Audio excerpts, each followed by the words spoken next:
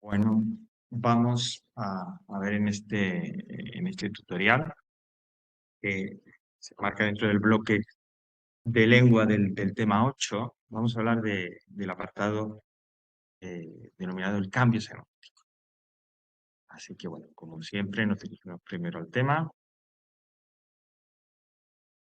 a ese apartado, ese bloque de lengua que decíamos,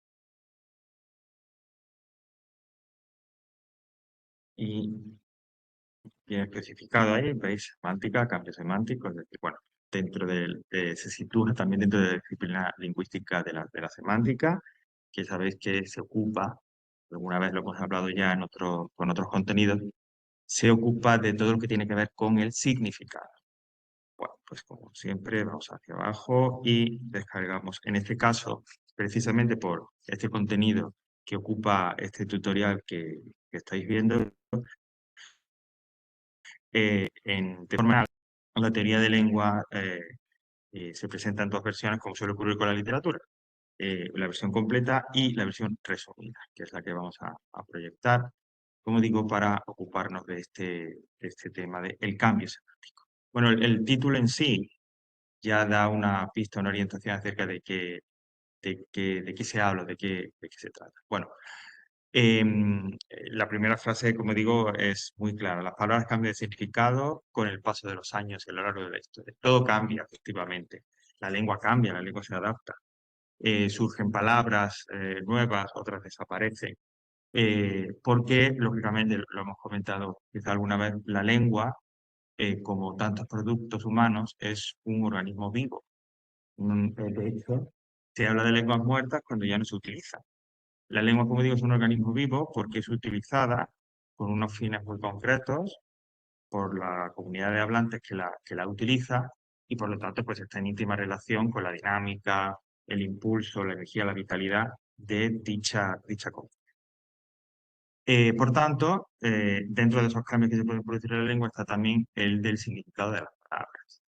Es decir, que hay palabras que pueden mantener su significado desde que se incorporan a la lengua o bien que pueden readaptarlo, cambiarlo, decir en diferentes épocas y momentos o referirse a contenidos completamente diferentes. De eso se trata y de eso es un poco de lo que vamos a hablar aquí en Cambio Semántico, ¿no?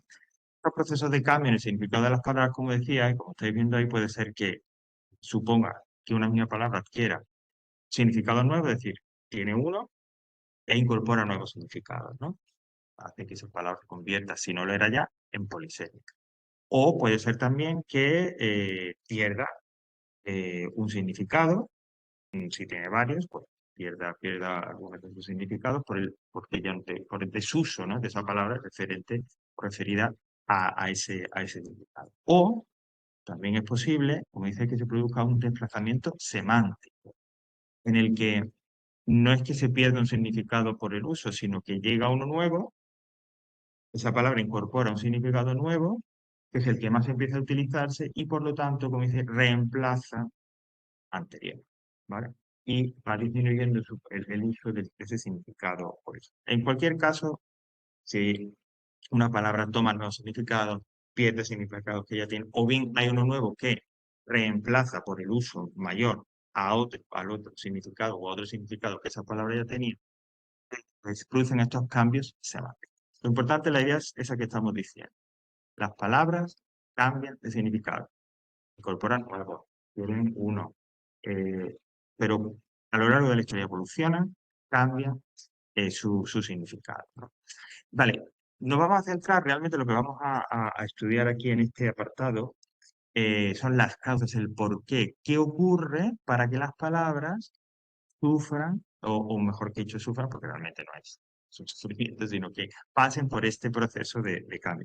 Bueno, hay diversas causas. Vamos a empezar primero las que se denominan causas lingüísticas, que pues son, por su nombre indica, las propias de la lengua, es decir, que están relacionadas con fenómenos lingüísticos. El primero, lo que se llama, la primera causa de las causas lingüísticas es la llamada, o cambio semántico por fenómenos morfosintácticos. Aunque tiene este nombre tan rimbombante, digamos, en realidad lo que se está refiriendo es que hay ocasiones en las que una palabra dentro de una oración se utiliza mucho, muy frecuentemente con otra, y al utilizarse una palabra con esa otra la influye y hace que se produzca un cambio en el significado de eso. Por ejemplo, hay veces que verbos se utilizan junto con otros verbos y verbos que son, digamos, pues, normales, ¿no? Es decir, no tienen ninguna característica especial. Pero se utilizan mucho con otros verbos y eso hace, esa unión, es decir, utilizarse con esos otros verbos, hacen que ese verbo, que en un principio era normal, adquiera una característica, un significado como de verbo auxiliar. Fijaos, eso ocurre con el verbo ir, ¿vale? El verbo ir en su sentido original, ¿cuál es? Pues su sentido original es desplazarse. En cambio, se utiliza muchas veces, y eso es algo que podéis ver porque lo utilizáis muchas veces, y yo lo veo luego traducido al inglés, que en inglés esta estructura que vamos a comentar se dice de otra manera. Pero digo, el verbo ir, que indica ese desplazamiento, se utiliza en muchas ocasiones en relación con los proverbios, ¿no? En expresiones como fue y se lo comió, cogió y se fue. Eh, en ese sentido, es decir, es tan habitual este uso que fue pierde, en este caso, transforma su significado de verbo que indica un desplazamiento para convertirse en un verbo auxiliar que simplemente sirve de apoyo, se utiliza como apoyo para formar una estructura junto con el otro verbo que la acompaña. Es decir, se utiliza tantas veces el verbo ir en relación, combinación con otros verbos que desplaza, o que bueno, que desplaza, que cambia su significado original y se vacía un poco en ese sentido y se convierte en un verbo auxiliar. En esa expresión fue y se lo comió, pues no quiere decir necesariamente que alguien se levantara, se moviera y comiera algo, sino que simplemente es que tuvo la disposición, la actitud de comérselo y lo hizo. ¿Vale? A eso se refiere este fenómeno, o estas causas por fenómenos, estos cambios por fenómenos morfosíntesis. Otras causas lingüísticas u otros cambios dentro de estas causas lingüísticas vienen explicados por la etimología popular, es decir, por el origen de las palabras en su uso, o como el uso de las palabras hace que ese significado o cambien los significados de las palabras. Esto se centra especialmente en palabras que, aunque son diferentes, tienen significados diferentes, se escriben de forma diferente, etc. El uso popular las confunde, las identifica como la misma palabra y por lo tanto, con el paso del tiempo, llegan a significar lo mismo. Llegan a significarlo. Por ejemplo, actitud y aptitud, adaptar y adoptar. Adaptar y adoptar no es lo mismo, evidentemente, tiene significado adaptarse o adaptar es pues adecuarse a una situación concreta, mientras que adoptar es acoger a alguien, pues, una persona, una mascota. En cambio, en el uso popular, y de ahí viene lo de etimología popular, ambas palabras se confunden, suenan igual, son muy parecidas, aunque como digo, tienen significados diferentes, hasta llegar a un punto que adaptar y adoptar en ciertos contextos significa lo mismo. Y así podemos encontrar una vez, por ejemplo, en informaciones periodísticas, en el que la expresión, pues se han adaptado las siguientes medidas, en lugar de decir se han adoptado las siguientes medidas. Pero está bien dicho, porque al final comparten el mismo significado. En realidad esa expresión de adaptar medidas es adoptar, debería decir tomar una serie de medidas, ¿no? Y algo parecido ocurre con actitud y aptitud. Bueno, decía, la situación con, si el gobierno ha adaptado una serie de medidas y que, como decir, ha adoptado una serie de medidas para llevar a cabo, ¿no? Es decir, ha implementado, ha llevado a cabo esa serie de bueno, pues, estos cambios también se producen. Y por último, dentro de este primer apartado de causas lingüísticas, tendríamos cambios semánticos debido a la elipsis, que ya sabemos lo que la elipsis es la desaparición o el no uso de una palabra o de una expresión dentro de una oración, se omite, se elide, pero la frase resultante, la frase que queda sin esa expresión o palabra que se ha retirado, sigue teniendo sentido completo. O sea, el concepto, la idea que ya hemos visto varias otras veces, ¿no? En el caso del cambio semántico, la elipsis se refiere, como estáis viendo hoy, a ideas o conceptos que se expresaban con expresiones o largas o que contenían dos o más palabras, se reduce, gracias a este cambio, gracias a esta elipsis, se reduce ese número de palabras con las que se expresaba y la expresión, por lo tanto, materialmente, se queda más pequeña, se queda más pequeña, ¿no? Entonces, si antes había un significado que si tú tenías una expresión, se expresaba con un conjunto de palabras, 5 o 6 palabras, la elipsis hace que se reduzca el número de palabras y se mantenga la expresión de ese significado. Por ejemplo, en lugar de decir un barco de vapor, pues simplemente un vapor. Y eso va a funcionar bien. O un traje de baño de 2 piezas, pues un 2 piezas. ¿Vale? En ese sentido, es un cambio en la adaptación, un cambio en la expresión de ese significado, en este caso, acogido positivamente por la lengua, claro está, porque ya sabéis que existe un poco esa tendencia, esa pulsión dentro de las lenguas de intentar expresar y decir lo máximo con lo mínimo, con los mínimos recursos, con la mínima cantidad de palabras. Avanzando tendremos las causas históricas. Bueno, pues estas casi que se explican por sí mismas, lógicamente. Cambia todo, cambia como dice, las personas, evoluciona la tecnología, cambian los países, las formas de gobierno, el arte, etcétera, las costumbres, todo. Eso, lógicamente, tiene un reflejo en la lengua y en el uso de, de las palabras, ¿no? Y significados originales que iban en consonancia con un momento histórico que se referían al uso de ese objeto, a una tradición, a una costumbre que era propia del momento histórico, al evolucionar y desaparecer eso a lo que se refería, esa palabra continúa en la lengua, pero en esa evolución histórica, como digo, pasará a referirse a otro elemento o tendrá otro significado diferente. Por ejemplo, átomo, que en principio era algo y se refería a algo indivisible, conforme avanza, evoluciona la historia y la ciencia, se descubre, digamos, esa partícula y demás, esa palabra que ya deja de significar indivisible, se convierte, pasa a eh, utilizarse para referirse a ese elemento de la física, ¿no? Ese concepto de la física. Causas sociales, como ven, las causas son de lo más variadas, es decir, son internas a la lengua, con las causas lingüísticas, pero también externas a ella, ¿no? Por eso que decíamos al principio, porque realmente la lengua está en contacto, es parte del ser humano, ¿no? Las causas sociales o sociológicas tienen vienen por dos apartados, vienen dos hechos, como dice, y corresponden a dos hechos. Eh, que digamos son paralelos en cierta forma, o relacionados.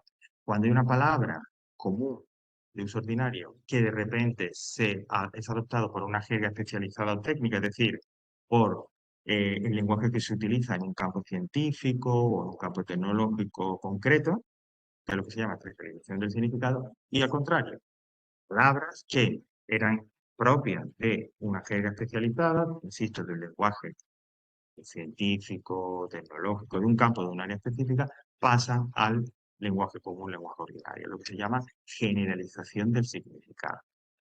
Bueno, para ver esto mejor, ahí tenéis algunos ejemplos que vamos a mencionar así de pasada, ¿no?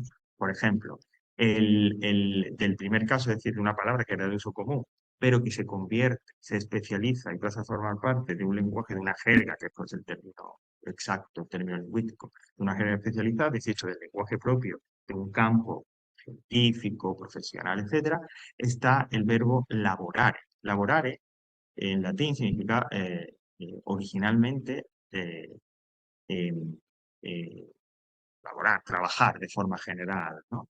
Y así todavía se puede encontrar, aunque con cierto prestigio en nuestra ley.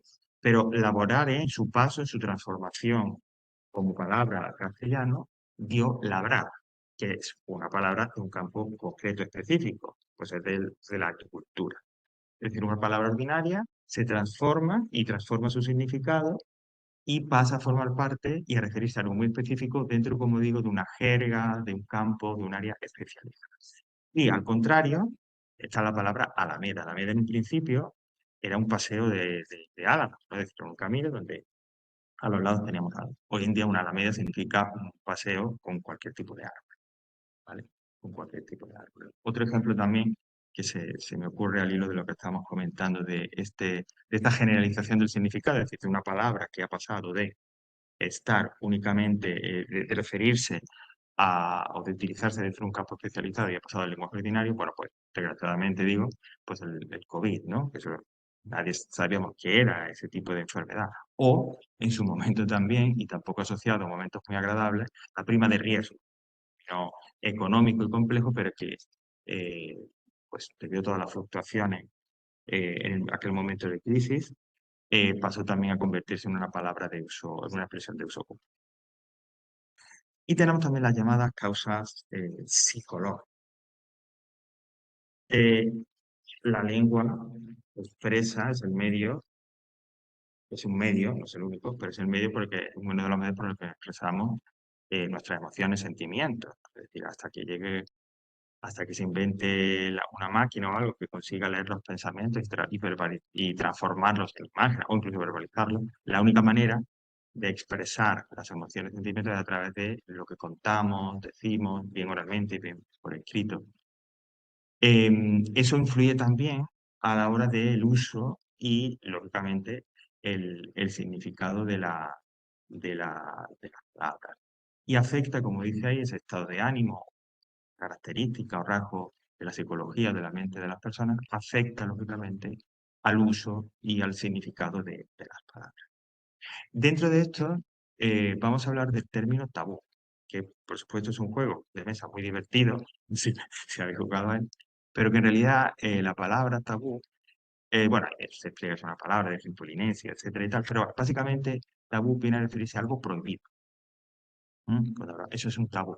Normalmente nos referimos a hechos, acciones, tradiciones, etcétera, que por la razón que sea, eh, no están bien vistas, no están aceptadas. E incluso a veces podemos introducir cierto concepto de vergüenza o de rechazo furibundo hacia eso, ¿no? Eso es la idea del tabú. Insisto, se refiere a costumbres, tradiciones, fenómenos, etcétera, que son rechazados, a veces porque se asocia un poco cierta idea de vergüenza hacia ese tipo de elementos, y hay un rechazo, implica también un rechazo bastante fuerte por parte de la sociedad. Esto se aplica también a las palabras. Y hay palabras que por los conceptos, por las ideas a las que se refieren, y de ahí causa psicológica, también generan rechazo. Se habla de palabras tabú, en las que por lo tanto no se utilizan. Claro, lógicamente la lengua puede estar acogida a estas palabras que son rechazadas por los hablantes, que existen, pero como los conceptos, los conceptos a los que se refieren no desaparecen y hay que utilizarlos de alguna manera, entonces surgen palabras que se emplean para referirse a esos mismos conceptos, palabras que se emplean para sustituirlas. Y entonces lo que llamamos los eufemismos.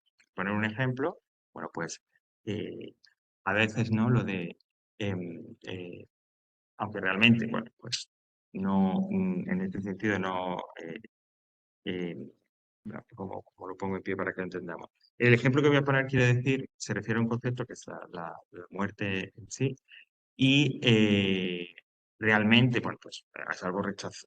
Es que de entrada de plano, lógicamente, no podemos aceptarlo de ninguna manera. Pero siempre hay mucho pudor, es decir, hay esa idea del tabú, a referirnos directamente, ¿no? A la muerte, ¿no? Pues se ha muerto. O sobre todo quizás en una esfera un poco más pública, ¿no? Ha muerto, murió. Y a veces esa palabra, muerte, o el verbo, muerte, semántico de morir, muerte, etcétera, que, insisto, en una esfera pública puede resultar eh, gravoso, puede resultar incómodo, es decir, se trata como un tabú, se sustituye por otra palabra, ¿no? Como fallecido, se fue, ya no está entre nosotros, nos dejó. Todas estas expresiones serían eufemismos para evitar pronunciar o cuando me refiero a enfermedades, ¿no? Pues enfermedad, eh, que seguramente pues lo que me estáis viendo, muchos desgraciadamente habréis tenido alguna experiencia directa o indirecta con ella, que es el cáncer, ¿no? Y hay veces que cuando fallece alguien conocido, etcétera, y vemos en las informaciones que en lugar de decir ha muerto de cáncer, dice ha muerto de una larga enfermedad. Bueno, pues eso sería un eufemismo porque resulta incómodo, insisto, dentro de esta esfera decir esa palabra. Bueno, pues eso nos referimos con los conceptos de tabú y de eufemismo. Yendo un poco más al análisis, los tabú, como dice las palabras tabú, la aplicación del tabú, de esa incomodidad al utilizar estas palabras, pueden ser varios tipos. Pueden ser de superstición, por ejemplo, porque son palabras que se refieren a elementos, a hechos, a situaciones que provocan que dentro de una comunidad, dentro de una cultura, dentro de un país, eh, indican o pueden traer mala suerte. Por ejemplo, hay el oso y el salmón dentro de la cultura irlandesa pues no traen buena suerte. Pues para referirse a ellos, en lugar de decir directamente oso y salmón, pues hay todo, como dice ahí, una docena de nombres. Para evitar decir ese, ¿por qué? Porque mencionar esos dos animales por su propio nombre trae mala suerte. Hay un tabú de delicadeza. Lógicamente, la lengua, como digo, pues tiene que tener elementos para referirse, como estamos comentando, a asuntos desagradables, ¿no? Lo que acabamos de poner en el ejemplo, la muerte, la violencia, la enfermedad, los crímenes, los defectos, pues también existen dentro de este tabú o dentro de el evitar el uso de estas palabras por razón de delicadeza, de decoro. Fijaos, un ejemplo curioso, la palabra imbécil, que hoy, pues, lógicamente es una palabra tabú, que, bueno, podemos utilizar, insisto, en un ámbito coloquial o familiar, pero quizás no tanto en una esfera más pública, hasta el siglo XVIII significaba otra cosa, débil. Pero a partir de ahí se refiere, pues, lógicamente a una persona, pues, bueno, que no es muy lista, muy despierta, de manera que cuando se utiliza, pues, queda como un insulto, totalmente, ¿no? Para evitarlo, pues, por ejemplo, falto de inteligencia, no tiene muchas luces, ¿no? O demás. Pero como ha quedado también claro a través del ejemplo que hemos puesto antes, para, para hablar de tabú en general, existe ese tabú de asuntos que no son agradables, que por el decoro hay que intentar evitar. Y el tabú de decencia, pues que entraremos aquí en todas aquellas palabras que hacen referencia directa a, como decía, a las funciones sexuales, a la fisiología, a los órganos sexuales. Bueno, pues ese es un mundo también ya pues muy dado a la broma y a la risa también, que en nuestra, especialmente la cultura occidental, pues provoca también mucho reparo y mucha vergüenza. Entonces, pues referirse de forma directa a estos elementos, pues supone también un tabú por decencia. ¿Mm?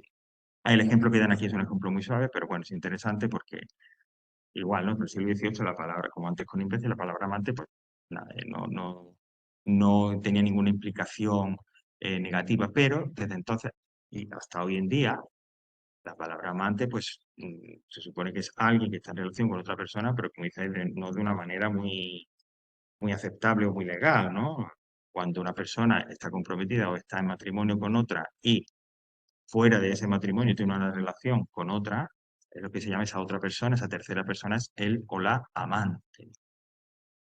Como eso suena como suena, pues ahí tenéis otros sustitutos, otros eufemismos, como amigo, amiga, querido, etcétera, que sustituirían o sea, que evitarían que dijéramos de forma directa amante, que por ese tabú de decencia suena a eso. Por lo tanto, como ves, hay varias causas, por superstición, por decoro, por decencia, que hacen que ciertas palabras que se refieren directamente ciertos conceptos, la lengua intenta, o más que la lengua, el hablante intenta evitarlo, y la lengua, por lo tanto, proporcione esas otras alternativas que llamamos eufemismos, que básicamente, si nos retrotrayéramos a la raíz griega de esa palabra de eufemismo, es que suenan bien, que son palabras buenas. Esa sería un poco la idea. Bueno, finalizar decir que mismo, un poco como cuáles son los procedimientos, ¿no? Para marcar, mejor dicho, no aparte, sino para enmarcar el uso del eufemismo, los procedimientos, las técnicas, los recursos que nos ofrece la lengua para hacer frente al tabú. Pues es la modificación, es decir, em, utilizar o cambiar de alguna manera la palabra, incluso de una manera morfosintáctica, ¿no? Cambiar la forma de la palabra para que no suene de esa manera. Por ejemplo, que esto está un poco en desuso, pero en lugar de decir por Dios, que en su momento por una expresión que podía ser tabú, evolucionó, se cambió a pardiez, que es parecido, se sabe lo que significa, pero no se está blasfemando. O en lugar de diablo se cambia, evoluciona a diantre. ¿Mm? Por eso dice que a veces una palabra tabú se puede modificar este proceso de derivación, ¿no? Añadiendo morfemas, cambiando algunos de los que ya tiene, de manera que esa expresión original que suena mal, que es tabú, se cambie, evolucione a otra, que aunque nos recuerda a la original, no suena tan fuerte, es una expresión ya eufemística. Y donde aquí sí que entraría el eufemismo, como digo, la sustitución de la palabra tabú por otra que sí es aceptable, ¿no? Pues diablo, tentador, todo lo que hemos visto anteriormente de muerte por fallecimiento por muerte, etcétera. Es esta, lógicamente, la sustitución, el recurso más habitual para hacer frente al fenómeno del tabú, para no tener que utilizar esas otras palabras que no quedan o que no nos suenan, que no nos gusta o que nos resulta incómodo tener. Y hasta aquí este contenido acerca del cambio semántico.